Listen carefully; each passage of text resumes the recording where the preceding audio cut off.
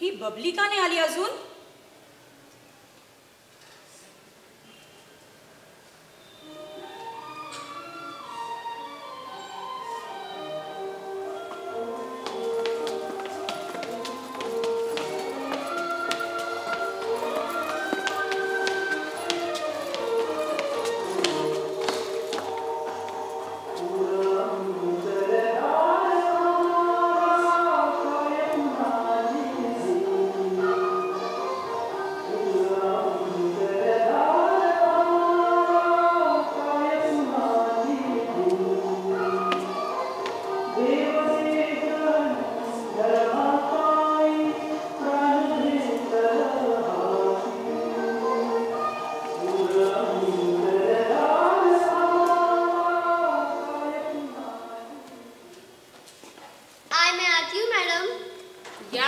बबली राणी या.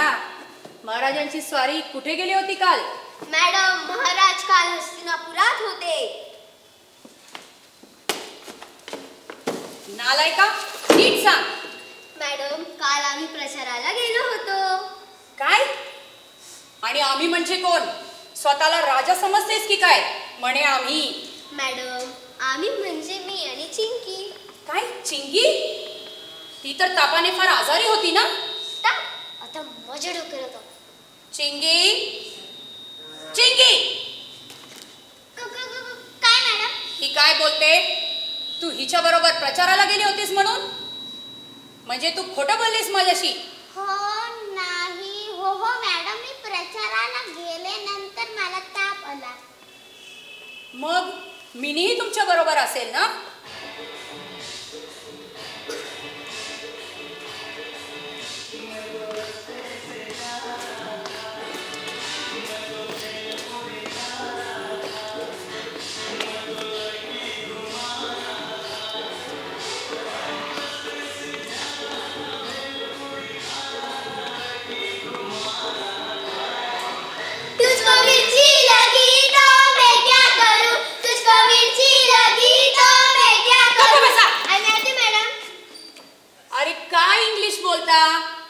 या.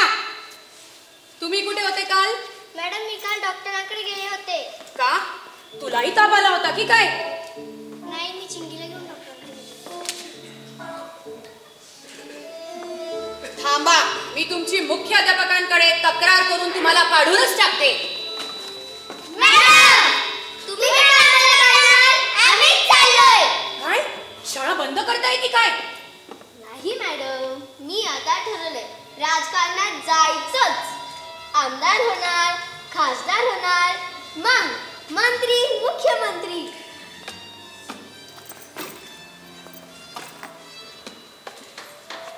मग मी मला तंटामुक्तीचे अध्यक्ष करणार आणि मला महिला विकास समितीचे अध्यक्ष करणार. नवीन तुमचाही विकास करेन. कसा ग कसा? मॅडम, तुम्हाला आमच्या पक्षात खूप महत्त्वाचे पद द्यायचे. कोणते ग? कोणते? ते खूप महत्त्वाचे पद असेल. म्हणजे बघा, तुमच्या सही शिवाय काही पण होणार नाही. अय्या हो, किती काळजी घेता तुम्ही माझी, किती आदर करता तुम्ही माझं. मी अगदी गळीवरून गेले. कशावरून गेले त्या? गलीवरून गेलेला त्या. अरे, असे कोणते पद देणार आहे तुम्ही मला? सांगा ना, सांगा. सांगू? हो, सांगू. सांग ना, सांग. खरंच सांगू? सांग ना, नालायका. मॅडम, आम्ही तुम्हाला आमच्या पक्षातले खजिनदार बनवणार. काय? जनसंपर्क अधिकारी? ते म्हणजे बघा, तुम्ही आमच्या पार्टीतर्फे लोकांना भेटायचं आणि पैसे गोळा करायचे. अगदी 1 रुपयाचा हिशोब ठेवायचाच. आणि हो, तुमचं गणित चांगले आहे ना? हो, त्यात काय शंका? हा, मग ठरलं. आपल्या मतदारसंघातील जनगणना तुम्हीच करायची. काय? अरे, जनगणना तरी नीट बोल. तेच ते मॅडम. आणि महत्त्वाचे म्हणजे आपल्या शाळेतील सर्व विद्यार्थ्यांना आमच्या पक्षात सभासद करून घ्यायचं, फंड गोळा करायचा. आणि या चांगल्या कार्याची सुरुवात तुमच्यापासूनच करूया. ती कशी? घ्या 5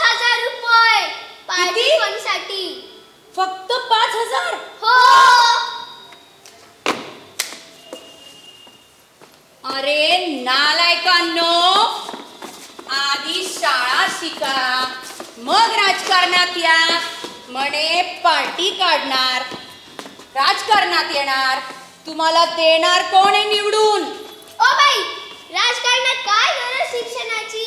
आज आपल्या भारतात अनेक नेते अशिक्षित आहे आणि तुमच्यासारखीच लोक त्यांना निवडून देतातच ना. अहो, काहींनी शाळा सुद्धा पाहिली नाही, तरी अनेक उच्च शिक्षित अधिकारी त्यांच्या मागे पुढे फायली घेऊन फिरतातच ना.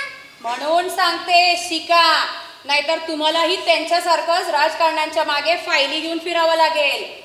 राजकारणात येणं ही वाईट गोष्ट आहे असं नाही म्हणते मी, पण तुम्हाला जर देशाचं भलं करायचं असेल तर तुम्हाला चांगलं शिकून देशाचं भलं करायचं असेल तर तुम्हाला चांगलं शिकून देशाचं हित कशात आहे हे समजून घ्यावं लागेल. आणि ज्या दिवशी नवयुवकांना ही गोष्ट कळेल त्या दिवशी देशात राजकारणाचा खरा अर्थ कळेल. अहो बाई, तुम्ही आम्हाला शिक्षणाचं महत्त्व शिकवतात, पण आज आपल्या भारतात कितीतरी राजकारणी अशिक्षितच आहे. हेच तर आपले भारताचे दुर्दैव आहे. म्हणून मी तुम्हाला सांगते, तरुणांनो, आधी चांगली शाळा शिका, मग राजकारणात या आणि एक बलशाली भारत घडवा. आता म्हणा माझ्या बरोबर, सारे जहां से अच्छा